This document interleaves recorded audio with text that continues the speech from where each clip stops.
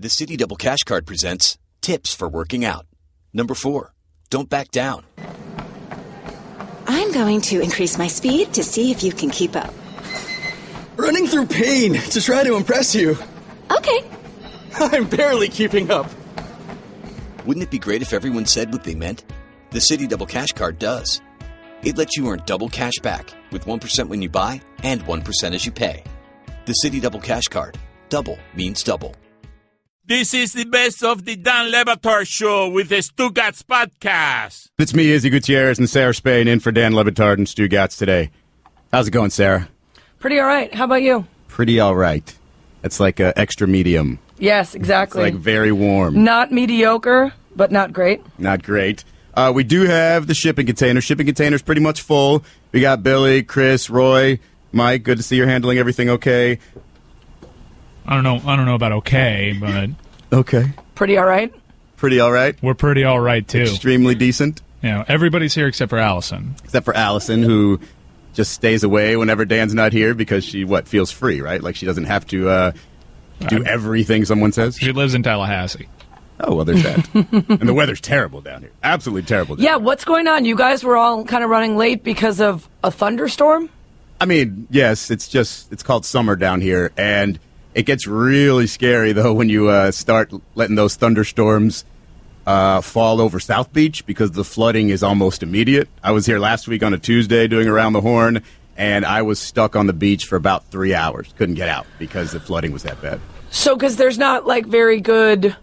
there's not like sewers and stuff because it doesn't rain enough? There's that, but also the world is changing and nobody's really going to do anything about it. And so this place is just going to sink. Right, it's all going to sink. It is what it is. Yeah. Well, I just remember when I lived in L.A., sometimes if there was a ton of rain, the street would flood because they just didn't have sewers the same way as other places where there's more precipitation or snow or rain. I will say Miami's not like Los Angeles. When Los Angeles says there's a ton of rain, it's actually sprinkling, and everyone forgets how to drive. Yeah, exactly. People can drive in the rain here, but today was especially bad, and for whatever reason, traffic was not cooperating, and everybody was in traffic for about 80 to 90 minutes. Yep, about 100 minutes for me, but I live a little farther north than the guys in the container here. But speaking of Miami, Sarah, you being out in Chicago, you and I have now a football connection. And, yes. You know, given that, people complain a lot, we talk about the NBA during the offseason, we'll start with some football here. And, of course, we'll start here with your new quarterback. Give me his name. It's Mitch Trubisky, right? Or yes, how do you pronounce it? Trubisky. Mitchell Trubisky, yes. Okay, Mitch Trubisky. And, of course, we're going to start with Mitch Trubisky's opinion on Michael Jordan versus LeBron James. Yes. This was a bad move by Mitch Trubisky. He's got a lot to prove here in the city. Didn't come from a big name school, didn't play a ton, doesn't have a lot on his resume. We were all sort of surprised when Ryan Pace decided to move up to take him, and he will be behind Mike Glennon until he proves otherwise.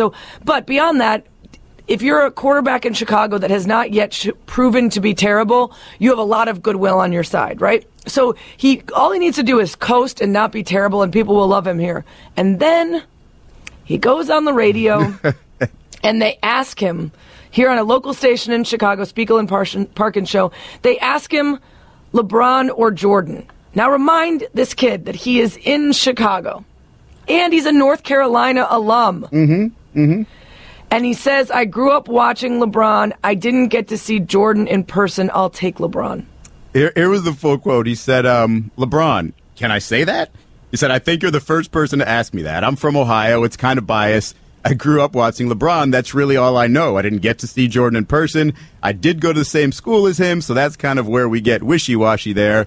I'm a big fan of both. I appreciate greatness. Blah, blah, blah. Yeah, so at the end, he there tried to save himself with the, oh, yeah. I'm just now realizing as I'm talking and getting to the end of the sentence that I've made a grave error. Yes. There's two things about that made me laugh.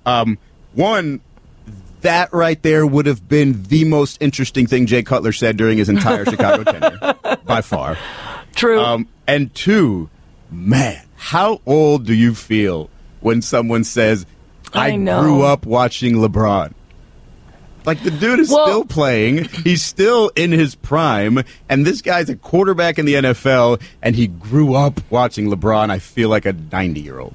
It makes me feel old, except for I'm used to it, because I feel like when people try to make the Kobe or LeBron argument, I always ask them first, well, did you watch Jordan at all, like, regularly? Or do you just know of him from hearing about how great he was? Because that makes a huge difference. And that's what older people say to Jordan stans. Like, did you ever watch Wilt Chamberlain or Bill Russell or any of the greats before? Like, we're always going to be, people who are drawn to whatever we're nostalgic about and to whatever we experienced in real time. So I don't begrudge him that. But I will say, if you're going to go to UNC, shouldn't you, by virtue of that, be surrounded by enough Jordan paraphernalia and love for MJ and history that you seek it out and then you decide that there's an allegiance to that? He said he's not one to really study it and debate it the way other people on TV and radio do. But you went to North Carolina. He was there for, at least 3 years, right? Like, there got to be highlights just playing in a hallway that you walk through when you go work out. And you have to just know you're in Chicago. That would be like showing up and them saying, deep dish or thin crust. And then be like, deep dish? That's not real pizza. What? That's some clutch terrible take, dude. Midnight in Chicago the other day. Nice. It does Look at you. Look at you carbon up. Somebody had a couple drinks if he was eating late night deep dish. There's no rules. There's no rules when you're on a trip. There's no rules on Lollapalooza weekend. I was curious, though, when it came to Jay Cutler here, because that's the connection, right? Like, he's down here now. You had him for a while. I'm not really that down on Jay Cutler in general. Like, I think Jay Cutler's a guy, he's one of those classic old school quarterbacks that if you get him some protection on a regular basis, that guy's going to play pretty well for you. Now, he's got to be in shape and he's got to care a little bit, and I don't know if he does or doesn't.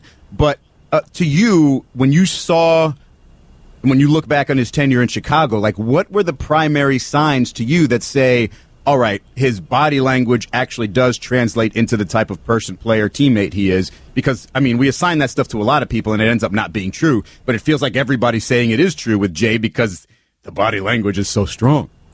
Yeah, I mean, I think he's going to deal with that forever, everywhere he goes, because he doesn't care about what you think. He cares about football. By all accounts, his teammates in Chicago said he was one of the first in and one of the last to leave, that he's incredibly tough. He plays through injury. He's very dedicated to being good at what he does. He just doesn't care if you think that he's enthusiastic or interested or a good teammate or a great leader. He doesn't care about endorsements. He doesn't care about charming you. The ways that anybody else in a position like that would think to themselves, you know how I can make life easier on myself? Just fake it. Just fake being enthusiastic, say what people want me to say, and make it easier on myself. He will not do that. He refuses to do that. Well, Dan Marino didn't fake it very well either, but he just also didn't come with the same level of I don't care that just, shoots through his eyes at Jay Cutler's. If his usual resting face and way of being wasn't as bad as Cutler's usual resting face and way of being. That's the problem for Jay. And I think, here in Chicago, he would do the Waddle and Sylvie show once a week. And there were the days when he would have 3 picks the day before and have zero interest in contributing, and it would be pulling teeth for the guys trying to get an hour show out of him. But most days, he was really funny and sarcastic and very open. I like to tell the example because it's funny to me. He would talk about how Kristen Cavallari gets psychics for their dogs and then would tell them what their dogs wanted and were thinking. He was really able to let loose with those 2 guys because he was very comfortable around them. When he's not comfortable, when he doesn't know you or care to know you, he is not a friendly person at all. And so I've always thought, and this is speaking out of turn, and I should get the reckless speculation sound probably, but I've always thought from afar that he might have some sort of social anxiety because, like I said, when he's around people that he's comfortable with, he's really funny and sarcastic and quick-witted. And when he doesn't want to talk to you or doesn't want to be around people, he is as bitter beer face as you can be. And I don't think that's just a choice. I think he would just rather show up and play football and never have to interact with anyone else. But you can't. You gotta be a teammate and a leader. And I think as much as his play on the field has allowed him to have a career as long as it has, he would be a million times better player if he were able to be a better connector to his teammates. I obviously don't know if that's true or not, but I could understand that theory of yours. But real quick, Mike, when you heard Jay Cutler, I'm just talking football reasons, football assessment here. Did you think, because I honestly forgot he was out there and quote unquote available. Did you think, yeah, that's a better option football-wise than Colin Kaepernick? Because I did. Absolutely. Okay. It made all the sense in the world. This is the perfect situation for Jay Cutler, obviously Adam Gase. Right. And I think it's going to work out for Jay Cutler because I think this is the first time in his career he doesn't have these huge expectations, and everyone sort of knows who he is. They're not trying to change him. Right. They're in on this whole Jay Cutler experience. People are rude down here too. Yeah. We're not chummy. They kind of like that down here. We dig the vibe. I've always thought if he was, quote unquote, our jerk quarterback down here, that they'd love him. We dig the vibe. But do you think that if he plays, if I understand what you're saying, in Chicago, it took forever for people to stop trying to change him and just accept him for what he was and take the good with the bad. But do you think part of that is just that Miami is in a really tough situation? If Tannehill is going to be injured and they're not going to have him, then they're like, this is okay then. So we don't expect that much because we realize that we're desperate. Because I feel like the responses to his first couple practices have been exactly the same as the start of every season and everywhere he goes, where it starts out with every beat reporter being like, look at the arm on this guy. Wow. It doesn't look like he's taking a day off. This guy can fire it from anywhere. And that's always been the story with him. It doesn't matter when he's got that arm as long as he's got that brain. And that doesn't mean he's not smart. He's very smart. He makes terrible decisions. So I understand what you're saying, Mike. Expectations are not that high. Everybody knows who this guy is by now. But if he comes out and is making terrible game-breaking picks, I don't think he's going to be any more liked there than anywhere else. My prediction, real quick, if he gets plenty of time, if he doesn't have to run a lot, they're not going to miss Tannehill at all. He's a better passer. Don't hold me to that. ESPN Radio is presented by Progressive Insurance. It's going to be interesting for you guys. This optimism is funny to me. Don Batard. Oscar Robinson had 41 triple-doubles back in 61-62. 41. Stugotz. It's Robertson, but... Big O. Okay, but... This is the Don Batard Show with the Stugotz on ESPN Radio. Sarah, the other day I was sort of talking about this with somebody. I think it was might have been you, actually, before we started a show when we were talking about when the last time you remember an NBA player getting suspension for a marijuana positive test, and I guess we were relating it to the NFL and their potential softening on that stance. But this news from, I guess it's out of the NBA. I'm not sure what city. Sacramento Kings big man Zach Randolph was arrested on a felony charge of marijuana possession with intent to sell by the Los Angeles County Sheriff's Department Wednesday night, according to police reports. The arrest was part of a disturbance that resulted in damage to 5 LAPD vehicles and 1 sheriff's vehicle, according to ABC7 in Los Angeles. LAPD officials told ABC7 that officers were on routine patrol when they encountered a group blocking the street, drinking alcohol, smoking marijuana, and playing loud music. The officers then tried to disperse the crowd, and the disturbance escalated. There's a way to get around tests, apparently. Probably not a good idea to get busted with it and then have this charge on you. Not much you can get away with after that, right? Very true. Very true. So you still wanted to discuss this Jay Cutler thing. He was what in Chicago? Was he did he underachieve? Was he underappreciated, or was he sort of over-scrutinized? How did you see that? I think he both underachieved and was misunderstood. I think his potential because of his physical gifts is enormous, but at this point we've seen enough of him to know that it's never going to be met with an equal part football brain. He's just not a good decision maker under pressure. We saw him have his best success under Mike Martz and under Adam Gase, and both of those offenses and systems were ones where he wasn't allowed to audible, where they kept it simple, a lot of checkdowns, a lot of, quick reads, not a lot of deep passing. And so what happens is he gets in, people come in, and he had different offensive coordinators nearly every year. They come in, they see the arm, they see the physical gifts, and their mind explodes with all the opportunity that they have with this guy. And because he can make those throws, doesn't necessarily mean he makes them at the right time and in the right instances. He throws into double coverage all the time. He makes bad decisions in the red zone. He makes bad decisions late in games. He's not willing to throw it away when he needs to. So there were times in Chicago when he didn't have enough weapons and he didn't have a good offensive line and it wasn't a good system. And so that held him back. But those moments when he did have the right pieces in place, he was good.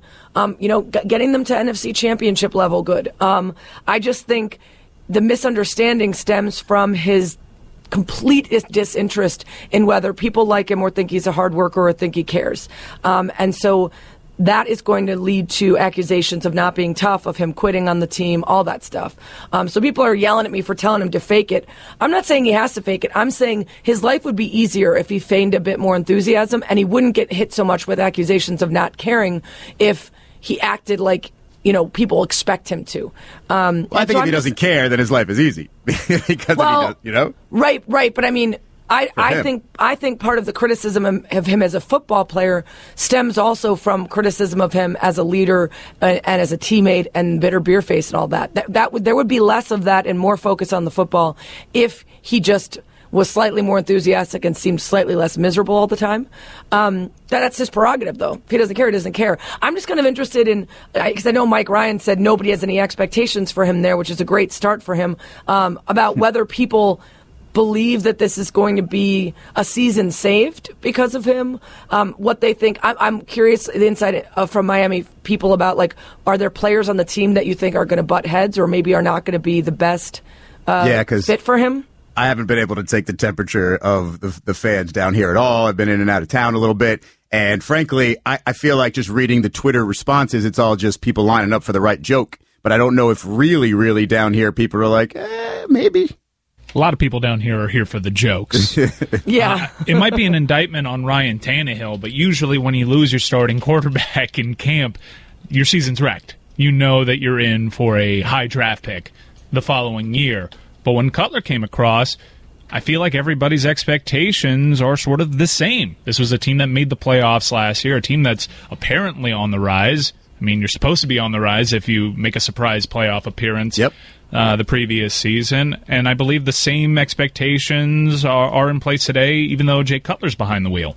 And that's partly because you guys never really had complete faith in Tannehill, yes? Like I said, yes. I believe it's probably a greater indictment on Ryan Tannehill, even though the town sort of came around on him, especially after he wasn't playing in that playoff game and they saw what they had in an older Matt Moore. I think people are excited about Jay Cutler because not so much what he can do on the field. He's a proven quarterback. You sort of know what you're getting with Jay Cutler for the good and the bad. Right. And I think that's a good way to approach this. It's a good perspective to have with Jay Cutler. And for the first time in his career, no one's hoping to change him. They're fine if they get the Jay Cutler they've always seen. Now, if they're fine when he throws in a pick six in a crucial playoff game, no. At least they got to the playoffs. At least they got to the playoffs. Right. Or if it's in a big moment when they're battling for a playoff spot, that's always going to blow back on the quarterback, no matter how well they're liked. I'm with Sarah on the idea of expectations with Cutler, because with Tannehill, if you'd have come into last year with no expectations, he would have had a phenomenal season. If you would have come into this year with no expectations, I would be excited about what he could produce. But when you put him in this position where it's a playoff team, you're supposed to get better now. You're, as a quarterback, supposed to make that leap. Zero faith in him. Zero faith because his passes haven't gotten more accurate, his reads haven't gotten better, etc. So, again, it comes down to the offensive line. You give this guy some time, I think he'll be better. But what does that mean for the whole team? I don't know, because I don't know if that offensive line can be that good. But, man, I feel bad for Matt Moore. When I read, not necessarily the Jay Cutler, because I mean Jay Cutler's got like a classic arm. He's when he can be really good, he can be good. But when they were discussing potentially bringing in Tim Tebow, even as an Adam Gase guy, I'm like, man, how real was that? Obviously, if they were discussing bringing in Tim Tebow, it's probably because they just needed another arm. I don't think they were seriously considering. Right, he doesn't even have an arm. Matt Moore would have been the starter. Yeah, Matt Moore would have been the starter there, and I presume Tebow would have been the guy to come in and just do some reps in practice. But yeah, you feel bad for the guy. He's finally set up to get his real chance and immediately replaced. I think the ultimate troll job that would destroy the hearts of Chicago fans would be for him to show up in Miami. Out of 5 to a degree where ultimately you don't have to worry about this. You don't sit up there and blemish the league. You don't blemish your future employer. You don't blemish yourself because you can't control and discipline yourself when you know what the damn law is. I'm not saying that it's right. I get your point about alcohol and weed. I get all of that. I understand it. You don't hear me saying anything about Snoop Dogg. You don't hear me saying anything about a whole bunch, an abundance of rap artists and other musicians and actors and actresses. You know why? Because it ain't costing them their money. The issue to me is not weed. It's the fact that the weed ain't worth the dollars it costs you. And if you stupid enough to put yourself in that position, excuse me? Excuse me? What? I don't know. What do you think this? What do you think this will actually cost Zach Randolph? I'm just saying that you never know potentially because again, you can get fined by the league. He's already made $180 million. Oh, the Sacramento Kings. That happens. Hey, buddy, the wait is over. It's the 2017 Suey Awards, starting August 21st. The Suey Awards. Don Lebatard. I just looked over my shoulder where Max and Stephen A. were talking to Snoop Dogg about whether or not LeBron is top 5 all time. Get the hell out of here. Stugotz. Who's responsible? Is that you, Salatoro? Who's responsible for that at ESPN? Because that person needs to be punished publicly. Frofsky, is that you? Roberts. Bald guy in sales. Who did that? You waste his time with is LeBron top 5 all time. I hate you. This is the Don Lebatard Show with the Stugotz on ESPN Radio. I'm curious to know something because I didn't, like I said, haven't really been paying too much attention to sports pop culture when I'm out of town. So when did Beyonce have these children? Like, did she wait to announce it until she was like totally thin and took some dope pictures, or was it like right away? And I don't even like. First thing I saw was a picture of her holding twins, and I'm like, how old are they? They've been out for a while. Yeah, she announced it way back. I mean, I think the first photos were like mid-July. Okay. But she announced their arrival, or somebody announced their arrival. Because I saw pictures today of her at some event, and she does not look like she's been pregnant. Yeah, she looks at all. bomb. I mean, she looks amazing. Not that I'm surprised whatsoever. Izzy, I'm a little confused. Yeah. Did you just find out Beyonce was even pregnant? Not just find out. No. I knew she was pregnant. I just didn't know she'd had the kid. I felt like she announced her pregnancy like 4 months ago. Like, I felt like there's no way it should come, the children should come anytime soon. And then I saw that one picture of her holding twins, and I'm like, how old are they? Like, what did I miss here? Or is this the announcement? Or is she really sneaky and doesn't, gets around media and has kids without anybody noticing? No, she's not sneaky. Everybody noticed except for you. She does look amazing because she's the queen bee. And the babies are a month or so old now. Yeah. Okay. Yeah, she's rocking that mom bod, like the hot mom bod with the extra big boobies. She's the most impressive woman out there. And she's going to buy the Rockets, and it's going to be amazing. And you're going to ask for that as every single assignment that you get for sidelines. I might move to Houston. I mean, if she buys the Rockets, like, my goal in life is to just be friends. Like, just hang out one time. Like, I was texting Mark Cuban about whether if she became the part owner in the NBA, would he no longer be the coolest owner? And I know that JT has a little bit of stake in the Grizzlies, and there's a couple other celebrities, but she would be a big, huge name.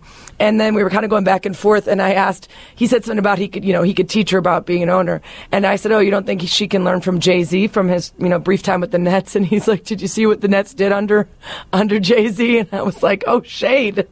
So I think he would be down to have some more celebrities in the NBA ownership mix. I feel like that was just a name drop. You don't think it's funny that he clowned Jay-Z's ownership tenure with the Nets? I mean, it was an excuse for you to mention that you've been texting with Mark Cuban. Pretty much. I don't really need to do that. Everybody knows, and I have established that I have a I like that he's still cool with you, even though you criticize him every chance you get. Who's that? Cuban. I don't criticize him every chance I get. My memory does not serve me right then. What have I criticized him over? I don't want to ruin your friendship. Okay. That way you can name drop him a little bit more. I don't remember criticizing him, but I'm sure I've been critical when necessary. We'll get back there. And speaking of NBA, I do want to discuss the NBA rest situation again after they made a lot of changes to the schedule. I feel like a lot of us sort of jumped on it yesterday and probably didn't give the NBA its fair share of credit for doing something that is important for its players, but we'll get into that a little bit later. I mentioned earlier that we're going to have Dave Zirin of The Nation on, and we are going to discuss with him some of the comments Josh Rosen, UCLA quarterback, made. Among other things, he said football and school don't go together. He said they just don't. Trying to do both is like trying to do 2 full-time jobs. There are guys who have no business being in school, but they're here because this is the path to the NFL. There's no other way. I think a lot of people, a lot of, members of the media and the sports media today sort of agreed with him. We've been on this angle for a while now that it's just too much for these players, blah, blah, blah, especially the football players. But there's been some sort of some bite back. There's been some blowback, right, with Josh, especially, or towards Josh, especially from a handful of media members, Sarah? Yeah, I think a lot of people responded with the wanting to have an honest conversation about whether there should just be a minor leagues for NFL, the same way that there are for MLB, because the expectation that there's an actual school experience for some of these football players is kind of false. Whether that's because they're pushed into majors and classes that are the easiest to schedule around football, or just the idea of trying to balance a real work schedule alongside studying and everything else. But there's plenty of people, Danny Cannell, Will Kane, who argue that there's tons of student athletes that do it and have always done it. Dan Orlovsky criticized Rosen, said he was entitled. So I think there's 2 sides, and it's interesting to see who lines up to say, yeah, let's have an honest conversation about whether this is a realistic expectation of these kids to be making billions of dollars for schools, and to not really get the school experience that people say is the trade-off. And then there's plenty who, and being a Division I athlete myself, I think some people who are speaking from the perspective of being an athlete but not a football player at a big name program maybe are trying to compare apples and oranges. So what are some of the complaints specifically? If you need time to look it up, take your time. But because you start to listen to what Rosen is saying here, and he says no one in their right mind should have a football player schedule and go to school. It's not that some players shouldn't be in school. It's just that universities should help more instead of just finding ways to keep them eligible. Anytime any player puts into school will take away from the time they could put into football. They don't realize that they're getting screwed until it's too late. You have a bunch of people at the universities who are supposed to help you out, and they're more interested in helping you stay eligible. And I was talking to a buddy of mine who went to Kentucky, who basically had athlete friends and saw a lot of the sort of tutoring sessions, and he said, well, it depends on which one you went to. If you went to the one that was, I forget the name of it, but it was the tutor would write the problem on the board. It would be the exact problem that you're supposed to figure out, and they'd do it, and you just kind of do it along and say, trust me, that's the answer. Or they'd say, hey, when you get this test, this is going to be the question, this is going to be your answer. And so they do just kind of help you move along. They don't necessarily help you with your actual academics sometimes. And so there's that anger there that, okay, you're saying you're complaining so much, but you get all this help. But are you really getting help, or are you just getting help skating by? Right, and if you look at some of the controversies in different schools where players have, other people have taken their SATs, or other people have, the UNC study about the number of athletes at one point that couldn't read. I mean, it was really, it's incredible, some of the stories that come out about the education, that I'm putting in quotation marks, that athletes are getting. Now, that's not the case everywhere or for every athlete. So Will Kane is one of the people that disagrees with Rosen, and he says that his point ignores all other athletes and students that have to work through school, who also have to juggle time management and class scheduling, that there's plenty of people who work 30 hours a week, have families, raise kids, and go to college. I think that Rosen's statement is not ignoring those people, but to compare somebody who works at Starbucks on the side and then also studies is an incredibly different thing than somebody who is practicing 2 hours, film study for another hour, mandatory study hall, mandatory nutrition, whatever it is. Like the schedule that some of these kids have, that's 4 to 5 hours a day for football, right smack in the middle of the day. You can't take this class because it's never scheduled when you're outside of football, or you have these physical demands and travel demands and the amount of money and pressure put on you. That's very different than just having a job. I'd like to hear from maybe some collegiate athletes who either currently or have played football specifically for a big program. If you want to tweet at Le Batard Show, at Sarah Spain, at Iz Gutierrez, and let us know what the difference is specifically. Because when we're talking about working 30 hours and raising kids, yada, yada, that's fine. The schedule specifically for these athletes can't really be altered that much. It has to go around the football schedule, and then you have to hope that what you have available to you is what you need for your education. And a lot of times it really isn't, and you've got to make concessions, and then, what are you doing there? You're obviously choosing football over academics, which is what they say they don't want you to do. But we'll stay here and get into this a little deeper in just a second. You want more of the Dan Le Batard Show with the Stugotz? Tune in starting at 10 Eastern on ESPN Radio and ESPNU. Hi, everyone. Stugotz here. Support for the Dan Le Batard Show podcast comes from our friends at Rocket Mortgage by Quicken Loans. Chances are you're confident when it comes to your work, your hobbies, and your life. Rocket Mortgage gives you that same level of confidence when it comes to buying a home or refinancing your existing home loan. With Rocket Mortgage, you can apply simply and understand fully so you can mortgage confidently. To get started, go to rocketmortgage.com/Stugotz, STUGOTZ, equal housing lender, licensed in all 50 states, NMLSconsumeraccess.org number 3030. Dan Le Batard. Gone with the Wind was 4 hours long? 4 hours too long. Really? Gone with the Wind is overrated? It is overrated. Okay, very good. Doesn't hold up. Stugotz. I mean, how long does it take for something to blow away?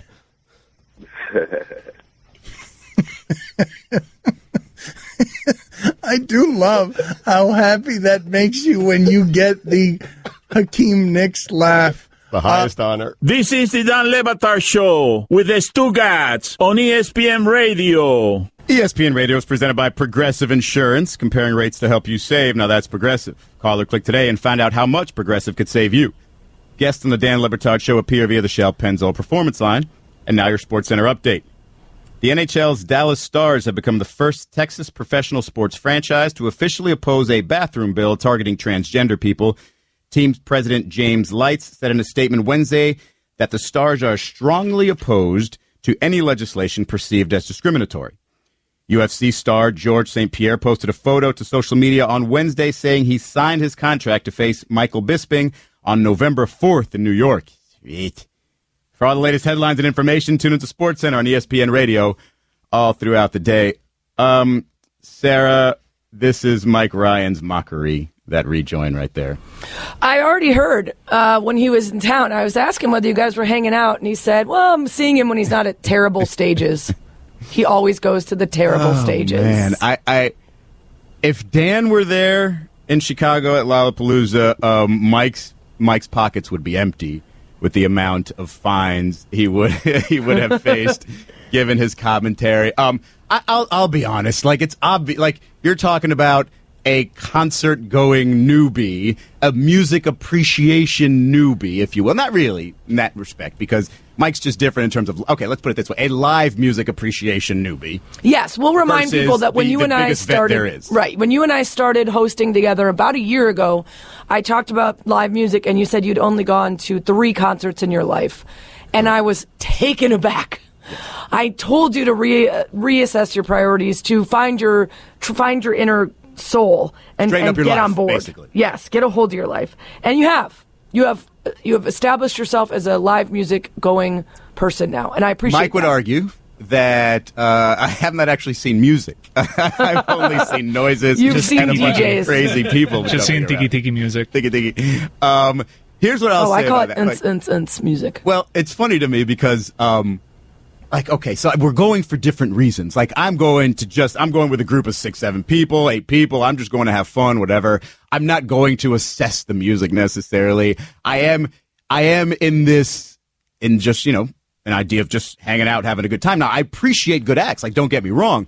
But if I'm going to a really, really good act, like, A, I've got to convince everybody to come with me because it's best when you're in a group. And B, I've got to know some of the music. Like, some of it. Not all of it, some of it.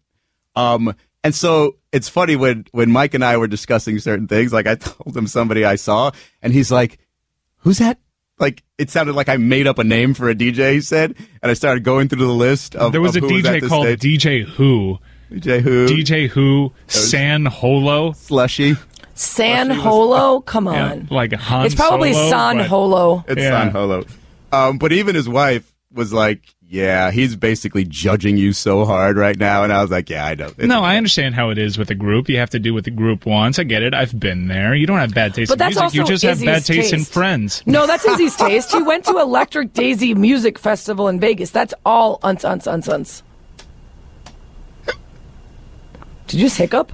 No, I'm still laughing at my bad taste in friends. I thought you just bomanied. comment. It is funny, though, like, all right, they're a little younger than me, but we have a lot of similarities. And it is You like to wear onesies to concerts in the middle of summer. One of the onesies broke. I heard about that. Yeah. Oh, Did you hear could about the person that took a picture with him because he looked like Obama? Not because he recognized him from TV. That's not the first he time that's approached him. happened. Hey, oh man, my dad loves, and you'd think the NBA. No. This is your the first thing. sideline. This is the first thing you said, Mike, and this is where I was ready for it. Like I've seen it. I've heard this a million times. Hey, has anybody ever told you look like? Yep, Obama. And then I'm just like, okay, which corny joke should I come up with now? And it's Obama, and I was like, oh, it's one of these because that's happened to me a few times. His way of getting in a picture with you was, my dad loves Obama, man. Let's take pictures. That's so random. And Mike thought that was hilarious, so he took a picture of us taking a picture and then snapped it or Instagram or story. I don't know, what was it, a story? And that was pretty funny. But Mike said something to the effect of, I never feel older than I'm on when I'm at this one stage, which is where they play all the EDM stuff. And what I sort of started to realize was, it could be obnoxious. Like, there are some just drugged out kids out there. They're little kids, man. And they're little, and like there's bottles being thrown across the crowd because, that's cool. And it does get super, super duper obnoxious in that respect. But if you can avoid that nonsense, it's still a lot of fun. You can avoid that nonsense by going to the right stages and seeing the right acts. Yeah, but I feel like it's now like the current day, like headbanging music, right? Like that's EDM, crazy. Yeah. Crazy mosh I think pits, so. there's people It's bleeding. basically the hair metal scene of the late '80s. So it's not of today. Yeah. I mean, it's I not think something I'm going to stay with forever. I'm just telling you now, having fun.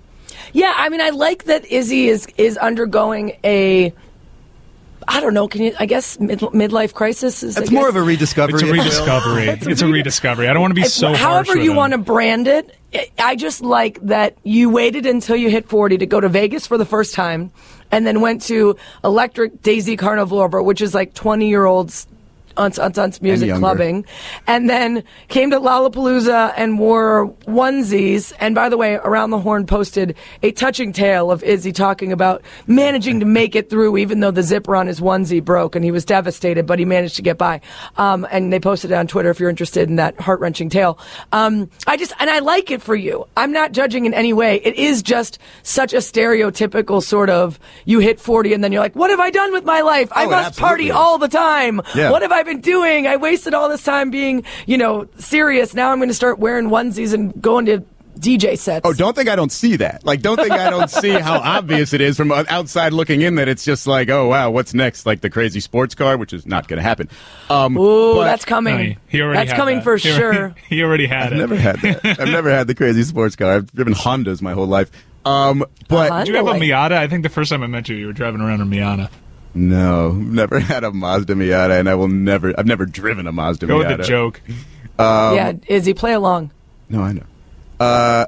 But it's just, it does, like, from the outside looking in, it feels that way. It looks that way, but it doesn't feel that way to me. So, I mean, It doesn't feel that way to me either. On the surface, what Sarah is... Look, perception is reality. To a lot of people, finding out that you're a 40-year-old going to your first EDM concerts and you're wearing onesies, they're going to say, midlife crisis. But to people that know you, this is different. I've always been willing to just put myself out there a little bit. Right. It's just a matter of, what the right setting is and who I'm with and whatnot. So that part's not the Well, problem. and also, admittedly, you just went through a major life change. You were with your ex for 8 years? Yep. 8 years. I mean, when you get out of a long-term relationship like that and it doesn't work out, like, you are going to go do a bunch of stuff that you maybe stuff that he didn't like that you always were into but you didn't do together. Or maybe just like, I don't know, go out and rage a little bit because it's been a tough time. That's totally understandable. Yeah, I mean, there's a lot of levels to it. I'm not going to bore everybody with it. But where I think the snobbery of Mike Ryan came through the thickest was after the Chance the Rapper set. the next morning. One of the most populated sets in the history of Lollapalooza, I heard. Yeah, I've never seen a crazier, larger crowd. People dig Chance around here. It was an amazing crowd. As far as I was concerned, I think the people around Mike probably weren't having as much fun. I left that thinking that was essentially his victory lap. He did a great job with it. Of course, it's going to be some sort of self-congratulatory elements to it, right? But I thought it was really good. I thought he moved it along. I thought he did not bring out a bigger name than himself because, again, it was him pointing out that he is the primary act now. He's the headliner. And I thought it was really good. And, I don't know Chance's music like that. I'm not singing along to every song. I know most of the popular ones, the ones released, whatnot, and a handful of others. But people around me singing a ton of the songs word for word. The Chicagoans around me were loving it, and it was a great vibe. It's a big Chicago thing. Yeah. I don't necessarily understand the rise because it's so heavily influenced by gospel music, and that's not necessarily what you think goes hand in hand with popularity. But I felt like I got that as a result of the show. You know what I mean? I didn't get it going in, but seeing it, I understand it a lot better. He has a handful So, Mike, of you just songs didn't that think it was a great performance? I was confused by all of it. I was confused by I understand he's from Chicago. I didn't understand why we were taking such a huge victory lap and how Michelle Obama's congratulating him, and it seemed like a Kanye show. And part of me is like, let's relax a little. But don't the you Obama think thing is also a Chicago thing, though. I mean, you right, have to and think also about that. like get it all, but Chance wouldn't be this big if he was from Phoenix. Okay? But the way that he went wouldn't be. about finding his success, which involved refusing to sign to a major label, using mixtapes, allowing his music out freely. Allegedly. Oh, so this Let's not is where act it's like coming Universal's from. behind this whole thing. Okay, so Fine this is after where it's fine after fine. You left Big Sean early. Big Sean would not shut up. One of your complaints about Chance is that he was Chance the Yapper. Yeah. Big Sean would not shut up. And you said it yourself. I left Big Sean. Yeah. Okay. But yeah, Sarah, the next day, me and the crew were talking about the show. The set, thought it was so good. Get a text from Mike in the middle of that conversation. How bad was Chance? Oh, woof. And I'm like, man, Mike. please tell me you're kidding. That's terrible. Chance the Yapper. Chance the Yapper. That was funny, though. I thought he was great. And Sarah, you would have thought he was great. I'm sure I would have. I'm very supportive of Chance. I mean, he's a little quirky sometimes, a little different, and he does like to talk, but he probably, listen, if you came from where he did, not in terms of neighborhood, but in terms of like relatively out of nowhere, and has gotten so big so fast, using mixtapes and not traditional methods, why wouldn't he take a victory lap? He's taking the biggest crowd at Lollapalooza potentially in history, as a hometown rapper who came up on mixtapes. That's awesome. Totally understood. Great story. Good role model for children. Gives back to that community. A ton. I get all of that. He just didn't love He has a handful of really good songs. A couple. Most of his songs I don't think really connect, and he wouldn't be headlining if he was from Phoenix. That's all. Hater. I will say this. All the music blogs are based out of Chicago, people. Yeah. All of them. And they're not saying a bad word about this guy. Oh, Midwest bias. It's always been a problem. They all sort of mentioned that he was talking too much and it was a victory lap. But it's okay because it's Chance. If he was from Phoenix, you wouldn't hear from him.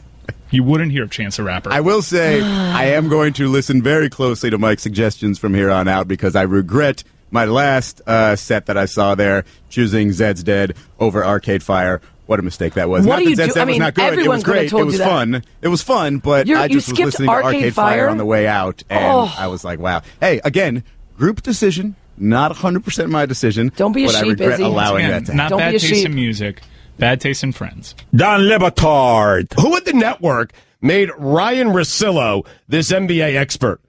Hey, seriously. Jeez. Russillo's condescending attitude. Oh, you agree with Stugotz. Therefore, it can't be right. Get out of here, Russillo. Stugotz. How many threes did you hit in high school? Because I have the Long Island record for 6 threes and a half of a high school game. What did you do in high school?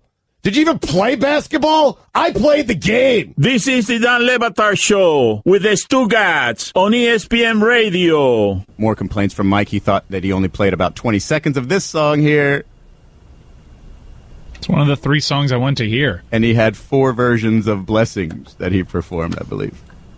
That was another one of your complaints there. Yes, I'm ready for my blessings. I'm ready for my miracle. I was ready 3 songs ago when he did the same chorus. Jesus. The yapper. Hey, what do we feel? How do we feel about this? Because I feel like, yes, we're at a time where this is not a big deal whatsoever, but if we would have done this maybe 5 or 10 years ago, or 5, 6 years ago, it would have been kind of questionable. This is from Dan Ravel. The Miami Heat will announce today they'll be the first NBA team to allow entry into the arena through a mobile ticket only. No other way. It seems like a lot of people already do that. My conflict with that is if your battery dies on the way in, if you lose your phone. Yeah, one of the first comments was that, and Miami Heat responded with, we'll have charging solutions available. So you sit and charge your phone and hope that you know what I mean? Mm-hmm. That happened to me once, embarrassingly, at the airport. I was right when I started using mobile tickets to get on planes instead of printing them out. And I had it sitting there, and I was at work all day, just didn't really think about it. I was in this incredibly long security line, and my phone died. And so I had gotten up to the very front. I had to pull my laptop out of my bag and stand next to the people with my laptop on top of their podium and sit and wait for my phone to recharge so I could get onto the flight. So, I mean, it's not completely impossible to fix, but I think for the most part it's easy. I just don't understand why you force it. Well, Maybe I mean, you make as of the last line. year, Jeff Van Gundy couldn't have gotten into a game with his flip phone and probably wouldn't have been able to get his ticket on there. And, you know, and it's if your Miami. Wi-Fi's There's a lot down, of... right? What if your Wi-Fi's down and you haven't downloaded it yet? What if there's too many people on the Wi-Fi at once in a small area? Like, I would think what they should do is have one line for paper tickets, and it's only one. So if you still have that, it's annoying to you to get through that line. So that encourages you to use a mobile if that's better and that's more, if that's what they want to use for a multiple number of reasons. But to still allow that seems to be the right choice because not everybody is technologically savvy enough for this. Yeah. I understand all of that. The idea that what if your phone loses battery? Well, they have a charging station. It's not like those questions didn't exist with what if I lose my paper ticket? True. It's all there. It's all. I don't know. I guess you're probably saving some paper, probably saving the environment a little bit. But outside of that, are we saving? Maybe. I don't think any of us are in the studio are as fired up about it as Billy. I think it's about tracking, actually, because I went to this Global Sports Management Summit, and there was someone from. Now I think it's the Magic.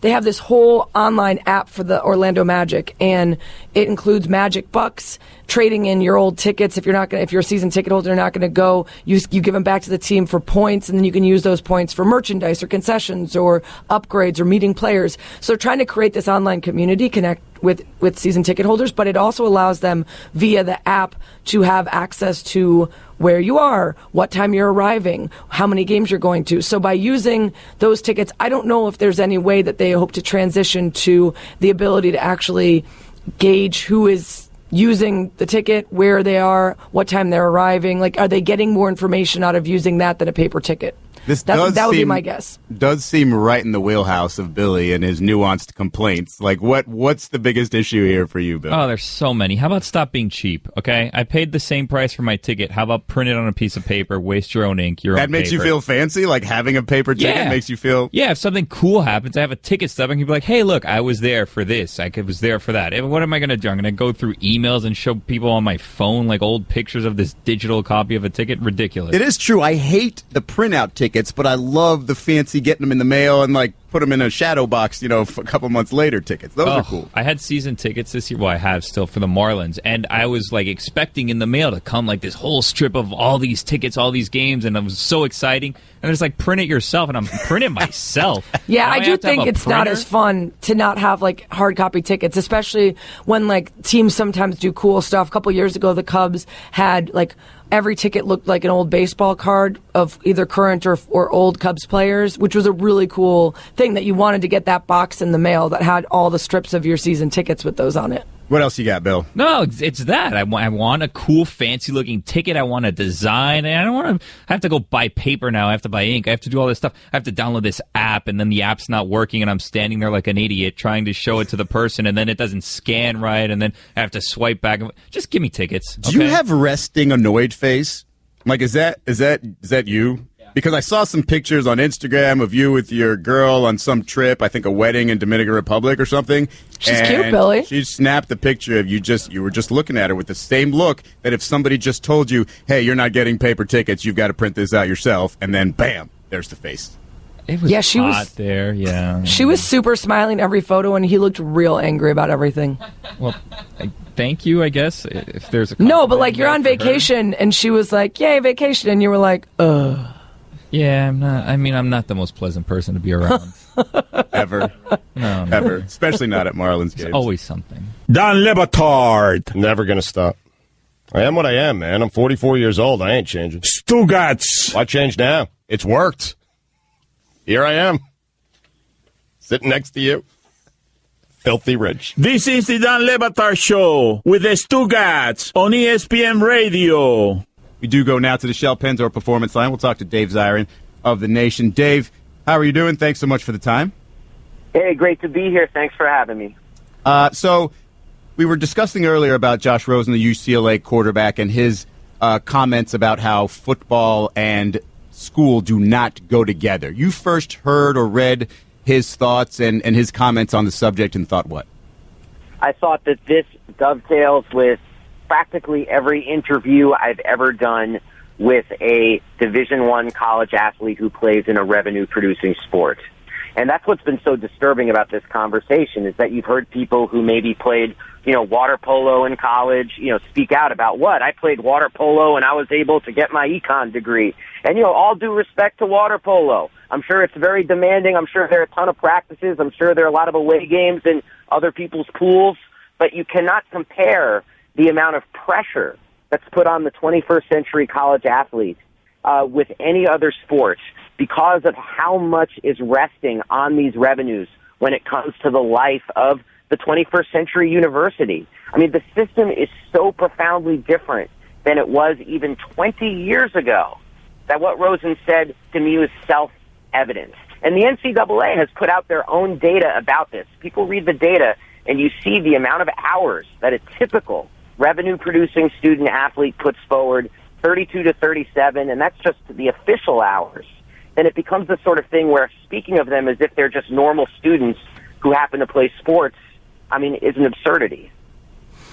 It's interesting. J.A. Adonde tweeted out yesterday, side observation from the convo Josh Rosen started. Note who is and isn't allowed to ask for more. You don't hear the they should be happy with what they've got chorus when conferences expand or ask for higher TV rights fees.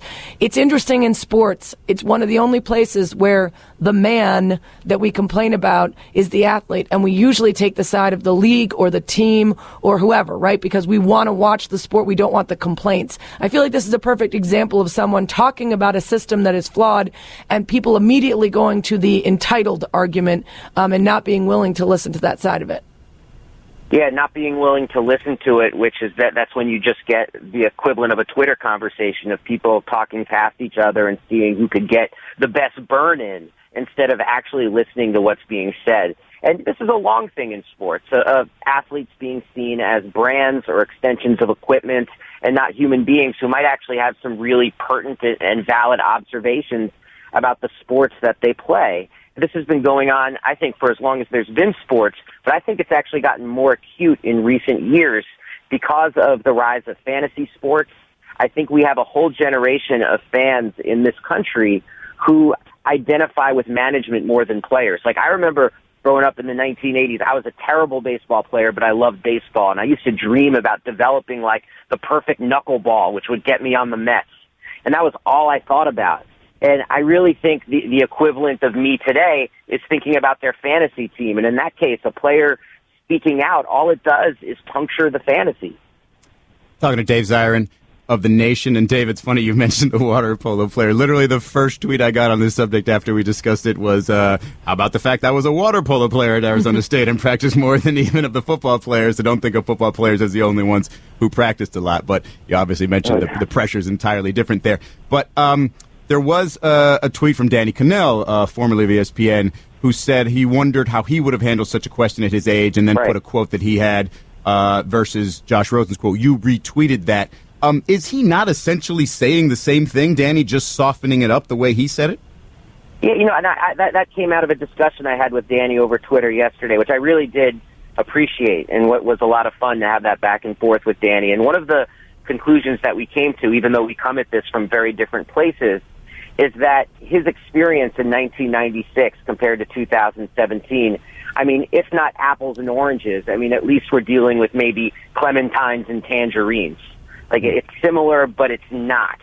And the real differentiation, what it comes down to, which Danny readily admitted, what was this issue of pressure and how different it is when your coach makes $10 million a year instead of $1 million a year. How different it is when you know that your school, whether or not your school is going to be, in the black or in the red for the coming year, is going to depend on the football team.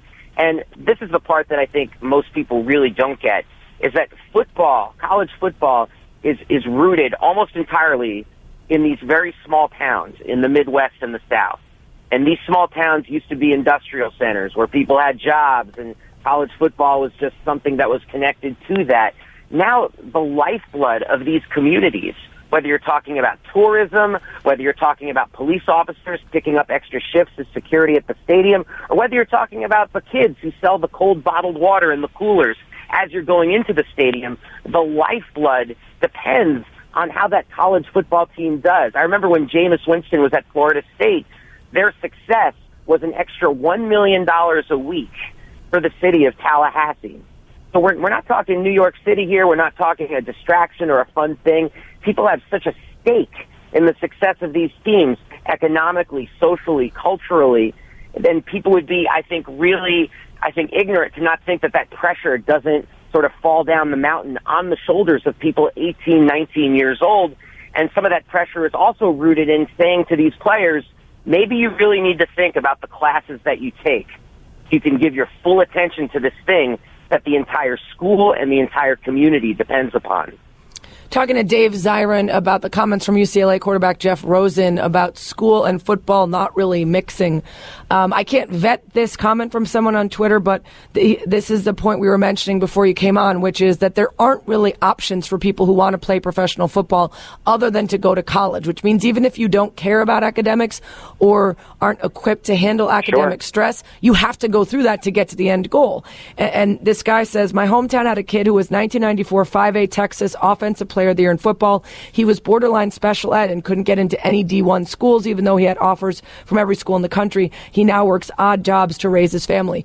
It's a very extreme example, but when you consider the idea that we make people go through the motions of an academic collegiate career in order to get to the end goal, now that's not to say that it ends up benefiting those who don't go on to play professional, that they have something to fall back on. Absolutely, that's the case. But if you're allowing people their own agency and they're not interested in the academic side, they just want to play professional football, they still have to go to college to do that. Yeah, if I could wave my Harry Potter magic wand, I would have the NFL spend billions of dollars on its own minor league, so people who just want to play football can play football and wouldn't have to go through the charade of a college experience that they neither want nor perhaps think that they need. People should be able to make that choice. But I know that will never happen. But what if you did have a system where every seat that would have been taken by a college football player who doesn't want to be there automatically goes to a scholarship to someone from that kid's school who otherwise would not have been able to afford college? Because let's face it, there are legions of young people who go to underperforming public high schools who are desperate for loans, their churches take collections, they fill the classrooms at community colleges because they want to get a chance at that education. What if that education could actually operate through the athlete, and the athlete in effect becomes the sponsor of a scholarship for a young person from their school or from their community?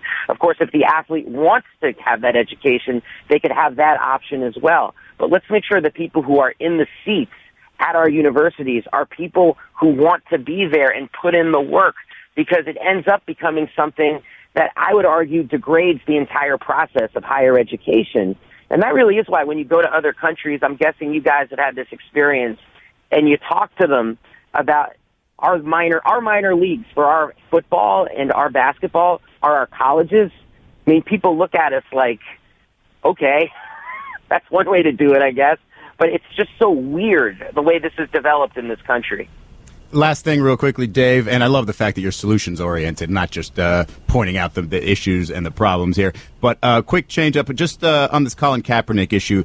There's this discussion that, so many people didn't watch football last year because of his protest. Now you've got thousands of fans that are claiming that they'll boycott the league if he isn't on a roster by the time the season starts. There's that scheduled protest on August 23rd outside of the NFL headquarters. Will Colin not being on a team potentially hurt the NFL / help his cause even more so than when he was kneeling and active in the NFL last year? It all depends on, I think, what current NFL players do in the wake of him not being on a team. Because I've seen what happened when Craig Hodges and Mahmoud Abdul-Rauf, for example, were drummed out of the NBA for political reasons, and their names became like a cautionary tale, like agents and managers and family members whispering to players, don't be political because you don't want to end up like Craig Hodges or Mahmoud Abdul-Rauf. So the question is, will Colin Kaepernick become a ghost story or will he become a martyr? The answer to that question can only be found in NFL locker rooms, and whether players say, you know what, I'm going to stand up to this and I'm going to make a statement the way Doug Baldwin recently did about what's happening. Because I can see Colin Kaepernick becoming an inspiration for a new generation of players who are saying, I'm not just going to be extensions of equipment. You have to recognize that I'm a human being in this uniform risking my health for your entertainment. Or we're going to have a situation where it's going to have a chilling effect on the league. It's going to be very interesting to see how that plays out. Dave, you're the best, man. Thanks so much for the time and the insight. No, thank you both. I'm such an admirer of both of your work, so it's an honor to talk to you. Thank you. Thank you. Catch more of the Dan Le Batard Show with the Stugotz, 10 to 1 Eastern on ESPN Radio and ESPNU. You're listening to Love Advice with Leanne. Caller, you're on the air. Hi, Leanne. Longtime listener, first-time caller. Why, in your professional opinion, do you never take my calls off the air? Is this Carl? Yep, it's Carl. I mean, we had a few dates. Everything was great. I thought, Well, when you switch to Geico, you could save a lot of money on car insurance. Okay, awesome. You should call them. I will. Geico, because saving 15% or more on car insurance is always a great answer. Dan Le Batard. I mean, my kids don't even like me anymore. That's the bad part. I mean, the one thing I had was my kids, was my twin girls, and they are mortified by me, by my mere existence. Stugotz. I mean, I went in that lake at camp over the weekend, took the shirt off, stuck the stomach out as far as I could, and cannonballed right into that lake. My girls asked me to leave afterwards. This is the Dan Le Batard Show with the Stugotz on ESPN Radio. ESPN Radio is presented by Progressive Insurance. Guests on the Dan Le Batard Show appear via the Shell Pennzoil Performance Line. And now your SportsCenter update. Saints running back Adrian Peterson, that still sounds weird, will not see action against the Browns on Thursday night, per source. Along with Peterson, the Saints will also not have Drew Brees and Mark Ingram in the lineup Thursday. A U.S. District Court judge in Mississippi on Wednesday dismissed former Ole Miss football coach Houston Nutt's civil lawsuit against the university and its board of trustees after both sides agreed the court didn't have jurisdiction to decide the matter. When your big day or special event rolls around this summer, look just as great as you feel in rental suits from theblacktux.com. The Black Tux is your new way to rent. To get free shipping plus $20 off your purchase, visit theblacktux.com/Dan. For all the latest headlines and information, tune into SportsCenter and ESPN Radio all throughout the day. Sarah, I'm going to go ahead and say that Houston Nutt's lawsuit did its damage already, right? Didn't need to actually finish off. Sure did. Well, and the fact that he has said before and now after the release of all this information, all I really wanted was a public apology and an acknowledgement that I am not the cause of all of this problem. And it got way uglier than it needed to. Yep.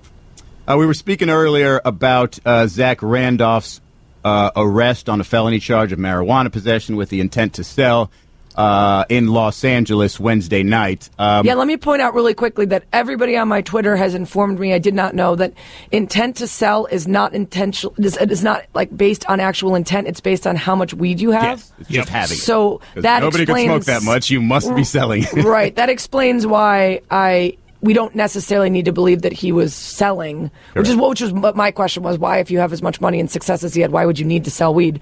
But I guess it was just the amount that he had.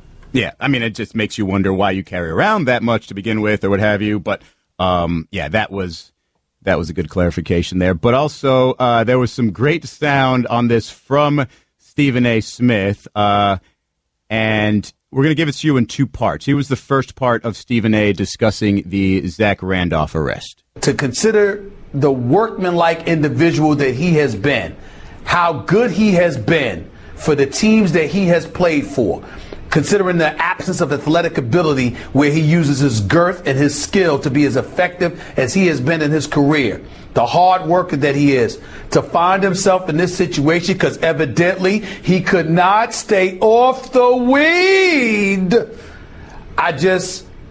I'm disgusted with it, to be quite honest with you, and I'm ashamed that he found himself in this situation, and now he's got to deal with this blemish. It's on him. Love how he references that, just like he referenced Lamar Odom. He was on crack, and then the weed. Here's the rest of what Stephen A. had to say on the subject. I'm shocked, first of all. I'm a fan of Zach Randolph. I like him a lot. I'm shocked at the stupidity of him finding himself in this situation. But this is an individual that has made well over $150 million in his career. I find it very, very difficult to believe that he was intending to sell. Now, according to the report that I read just on the newswire, I think it was from TMZ or wherever else it was, it said specifically the reason why the words intent to sell were thrown into the equation as it pertained to the arrest is because of the amount of weed that he was in possession of. So essentially, due to the amount, they say, okay, intent to sell. That doesn't mean he was intending to sell it. It might have meant he was intending to use it all. It might have meant that he was intending to use a lot of it, and there were others with him who he had it in his possession, and they were going to use it as well. But in the end, it's inexcusable that he found himself in this position. Sometimes you got to monitor the company you keep. Sometimes you got to have people looking out for you to know better than allowing you to put yourself in that situation. But at the end of the day, he is a grown man. He knows better. That's your sound of the day, brought to you by Dollar Shave Club. Upgrade to shaving with a fresh blade whenever you want for a fraction of the price. Join dollarshaveclub.com today. I love the whooshing in between, which is when they're updating what's coming up next on the screen on First Take. But Sarah, it feels like to me, a guy who just got a little too comfortable. Weed is there's softening thoughts on it, stances on it, and everything else. And he was just out with his friends, and had way too much on him, and now is probably in big trouble. Right. I think there's also this conundrum of the idea that you get too big for where you came from. I don't know exactly where Zach Randolph was born. I'd have to look that up. But the idea that you no longer associate with certain kinds of people when you get too big for them, that's problematic. But then also this argument of when you found your way out of bad situations, why would you go back seeking them? He was at a housing project in Watts. And a group of people started gathering in the area. The police showed up, and when the officers responded, a mob formed and began to destroy police cruisers, throwing objects at officers, prompting them to call for backup. And that's when he was taken into custody. So, again, that's the reporting that we're getting now. There's no way of knowing whether, when the police arrived, there was nothing that seemed illegal being done, and yet they still busted it up and caused commotion. Who knows how the, kind of interaction began between these people and the police. But the question is, I guess, why is he there with this incredibly large amount of drugs? It's a very different situation than, say, sitting in your home and enjoying some marijuana, if that's what you're into, right? Which I think is part of what Stephen A. is saying is the disappointment in putting himself in this situation. Yeah, and I guess there's a disappointment there, but it's not as if Zach has ever, he's never changed who he is. He's never really, adjusted to what we all expect, our professional athletes to act like. And so he's kept it real, if you will. And this is him, when keeping it real goes wrong. And I do think, like I said, it just feels like he got a little too casual with it and was probably going to regret that, or probably does regret that right now. I don't think it's something where he just, is this bad guy or is just being this defiant and everything else. It just feels like he got too comfortable and just got in a bad position, and now it's just, I don't know how this is going to end here. But, New York Post has some new information. They just posted this about 10 minutes ago, that there was a group of people blocking the street, drinking alcohol, smoking marijuana near the housing projects. Police were on routine patrol. They had to call for backup because suspects that were detained caused people to get raucous. There was another man, an ex-convict in the group, reportedly arrested for possession of a firearm. Yeah, I mean, I guess getting too comfortable is a nice euphemism for it, but when you have so much to lose, you put yourself in a really bad position there. What else does he really have to lose, though? At this point, if Zach Randolph does not play another basketball game, does not get paid another dime for playing in the NBA, he's won. Okay, but not? No, I'm just asking you in terms of what his mentality is. Okay, well, Izzy, if you lost your job tomorrow and you have the money and the success that you've already had, people would say you might have won, but is that what you want? Do you want to be done tomorrow? I'm not saying that's what he wanted. I'm saying, could that have possibly gotten into the mentality of, I don't have to worry about this because I'm good? And it's different with Zach Randolph than me because there's more zeros involved. Right, but he just signed a two-year, $24 million deal with the Kings in July. Because he can. What do you mean because he can? Because he can and he wants to. He can still play and he still wants to play. But again, I'm just curious, do you think that in his, whether consciously he say or subconsciously just kind of decides that, whatever happens to me from here on out, I'm good and I'm just going to live my life the way I want to live it? You don't think that's basically what's crossing his mind here? I mean, I guess I don't think either of us knows. I mean, that's a lot to put into his head versus just saying that he made a bad decision or perhaps thought he was above the law and that he wouldn't get caught. I just wonder if a lot of people wouldn't think that way if they were in position. Not saying I'm trying to read Zach Randolph's mind here. I'm just wondering, again, because you hear people say this all the time. Oh, the money will soften their blow. Oh, it's not that big of a deal for these athletes. They're rich, they're rich, they're rich. This could be one of those situations where you look at people would say, if I was Zach Randolph, I wouldn't care that much, and yeah, I'd be okay if. But your career is so short. Not saying your career is so short. To say that he knowingly was like, this is a risk I'm willing to take. I don't really care if I'm done. When he only has maybe this contract, maybe one more after that, and then has the entire rest of his life to try to live off this money and then figure out what's the next step. I just think that's a very simplistic way of looking at this. Agreed. I'm not saying he out there consciously said that. I'm just saying in terms of part of what allows you to get in that position. When Stephen A. says, I'm disappointed in him putting himself in that position, part of whether, again, subconscious or conscious thinking here is, I don't have much to lose except, this is the way my career could end. But I don't have much to lose because, hey, it's heading toward the end anyway, and I've made millions and millions, and I'm good. I mean, could you go to jail for the amount that he had? Probably. That's something to be lost, your freedom? Okay. Again, just something thrown out there. Here's why cops choose Blink home security to protect their homes and families. Blinks are great small transition. Video cams. Here's why cops, like the ones that arrested Zach Randolph. Dan Le Batard. Limited fake Tim Kirkchen. What do the Royals have to do to make the playoffs? Stugotz. Dan, the Royals are really good. This is the Dan Le Batard Show with the Stugotz on ESPN Radio. Sarah, don't listen to all those people who are giving you a hard time for not knowing laws about marijuana. That person, I'm like I literally just wrote back. I'm like, I'm sorry, I'm so busy trying to stick to sports that I don't know marijuana laws. Get out of here. I swear to God, this happened to me the last time. I think it was maybe like a trifecta. There was some in-depth conversation about some kind of drugs that I don't know about because I don't do drugs.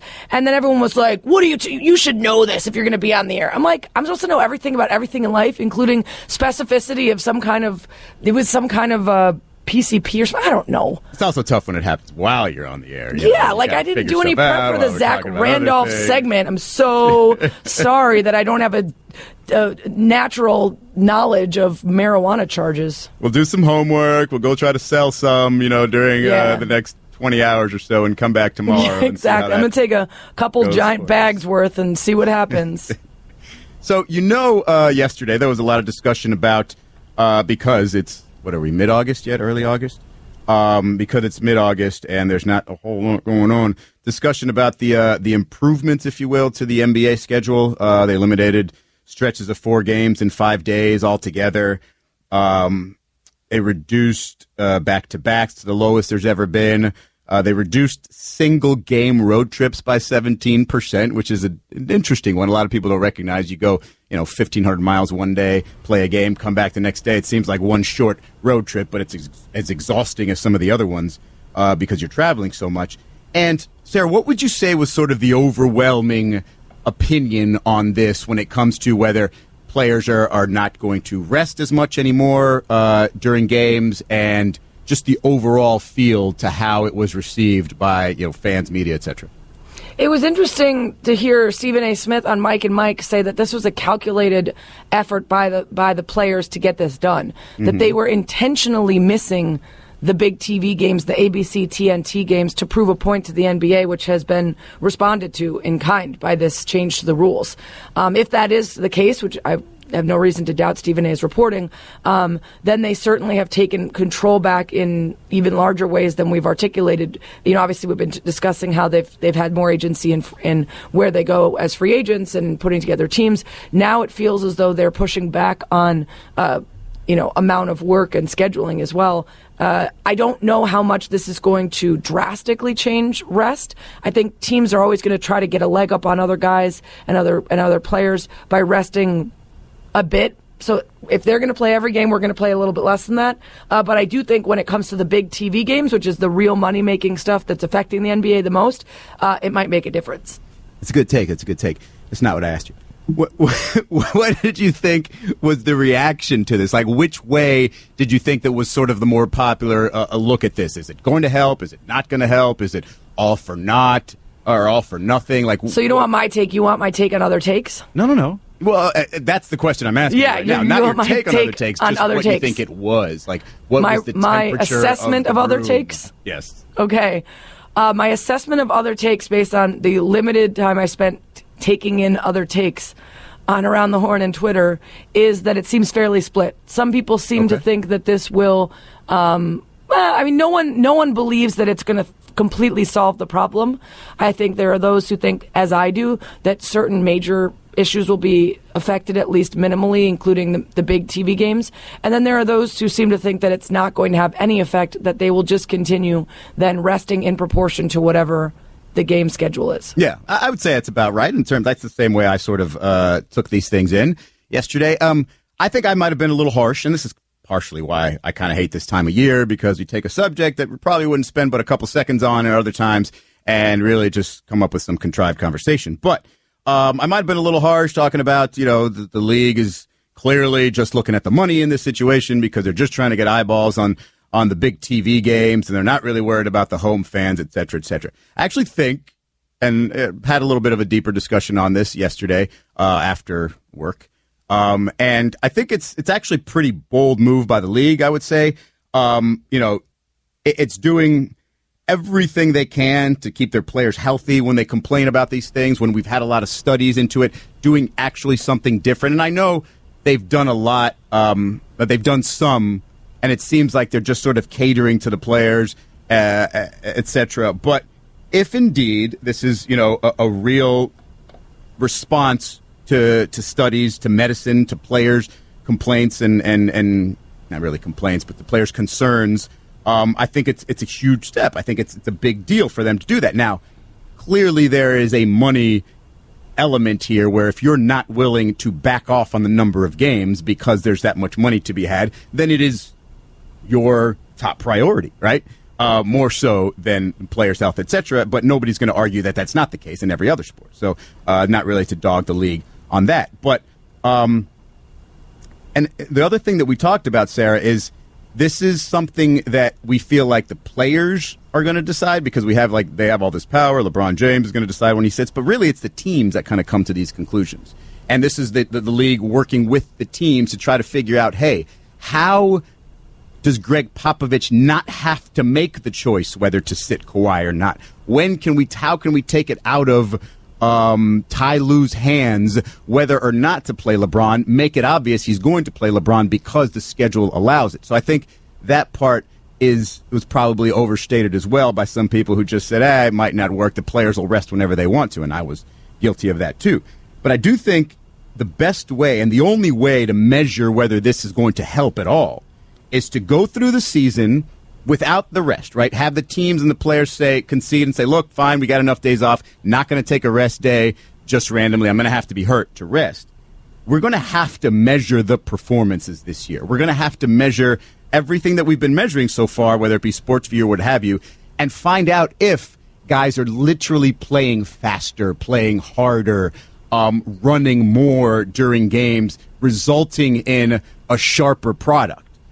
Because if that's not the case, then it doesn't really improve anything. Because if we're talking about player health and player performance, well, yeah, it's got to show once they have more rest or once we expand the regular season to give them more days off. Otherwise, I don't really see the purpose of it. Well, it was interesting to hear Adam Silver talk about how we've discussed the science of this in a way that it makes it perceived to be done or complete, and that in his research and in his talking to people, the science is far from complete on understanding. Because if you remember specifically some of the rest that occurred last year, particularly I think it was the Spurs-Warriors game, came down to studies that had been done on back-to-backs with one of them away games with this amount of, blah, blah, blah. And Adam Silver seemed to imply that there was not as much science that had been done as perhaps we were being led to believe. I think your point is a valid one, except for we don't really know. We won't know if people are resting because of real injuries or if they're taking that rest day and then just listing it as because of some sort of injury. So at the end of the season, we can certainly look back, and if the rest days are down this year from last year, we can then compare the two. But there's so many factors then that we can't control for, which could be injury-based or whatever. So it's really hard to actually figure out how often the complaints about the back-to-backs or the schedules resulting in change of play are realistic, and how much of that is just a decision on the part of some players and teams to give themselves a leg up compared to others in terms of being fresh when it comes to the end of the season. Yeah, I just wanted to sort of give the league some credit here for, I've heard Dan say there's nothing you can do about it when it comes to the rest. And the league could probably shrug its shoulders and say, yeah, there is nothing we can do about it. We're going to try. We're going to try, and hopefully we can come to some sort of, conclusion that allows both sides to be happy and, frankly, the fans to be happy as well, because not only do they get to see a really good product, but they get to see the players that they want to see in their home games or even in the road games, depending on where you are. So I think it's more to look into than just sort of the initial reactions we had yesterday. Well, and by them making any move at all, they can certainly throw that back at the players and say, we've made concessions, we've tried to help you, you need to take a step towards us. Yeah, I mean, Adam Silver's always going to have that in his back pocket because he does make a lot of concessions/decisions based on the LeBron Jameses and the bigger names and their complaints and their concerns, etc. On the other side, Sarah, I want to play a piece of sound that I know you're going to love, and I think it's going to help me win an argument that we had a long time ago. So we'll hear that sound next. It's Izzy Gutierrez and Sarah Spain filling in for Dan Le Batard and Stugotz on ESPN Radio. Dan Le Batard. You are the best, and when I say the best, I mean the very worst and most evil. Stugotz. The worst. But this time, it's for real. Worst. This is the Dan Le Batard Show with the Stugotz on ESPN Radio. Yeah, let's get the whole Pretty Woman catalog out today. ESPN Radio is presented by Progressive Insurance. Guests on the Dan Le Batard Show appear via the Shell Pennzoil Performance Line. And now your SportsCenter update. Saints running back Adrian Peterson will not see action against the Browns on Thursday night, per source. Along with Peterson, the Saints will also not have Drew Brees and Mark Ingram in the lineup Thursday. A U.S. District Court judge in Mississippi on Wednesday dismissed former Ole Miss football coach Houston Nutt's civil lawsuit against the university and its board of trustees after both sides agreed the court didn't have jurisdiction to decide the matter. This Sports Center is brought to you by JCPenney. Guys, get to JCPenney and save big on a select items throughout the store. Find great brands like Levi's 502, Leaking regular confidence. fit jeans for $39.99, or get 25% off select styles of Nike tees, shorts, shoes, and backpacks. Oh, boy. That's getting your penny's Backpacks? worth. You have to pay JCPenney. for For all the backpacks? latest headlines and information, tune into SportsCenter on ESPN Radio all throughout the day. Not my fault, Sarah. There was a typo in here. Okay, Stu. That's the second one of the day. The second one of the day. Come on. The second one of the day. You want me If to go I were there in through it word person, for I would word? grab that piece of paper out of your hand and prove that, much like Stugotz, you're full of it. Well, if we don't, okay, well, I will tweet it out then. I will grab this paper out of the trash. I didn't want to say anything, Roy. Didn't want to say anything, but Sarah kept piling on, so I had to tell the truth. That copy came straight from the billboard sheet that was sent to me by ESPN. Now you're deflecting. Oh. I'm not. It's your job. Is it to the go bald through guy it. in sales? Who is it? Who sent you that report? The bald guy in sales. That's what I thought. Save big on A select items. That does not sound right. That's how it's written. That happens often, and it's Roy's job to make sure things like that don't fall through the cracks. Ultimately, God, Roy. Roy, it's your fault. Decided. See, Sarah. See what happens when you make fun of me. You could cost somebody his job. So, about that sound that I wanted to play. It comes from VH1. Mike, can you remind me the name of the show? I don't remember the name of the show. Baller Wives. Baller Wives. It comes from Baller Wives on VH1. And it involves a certain former NFL quarterback, Michael Vick.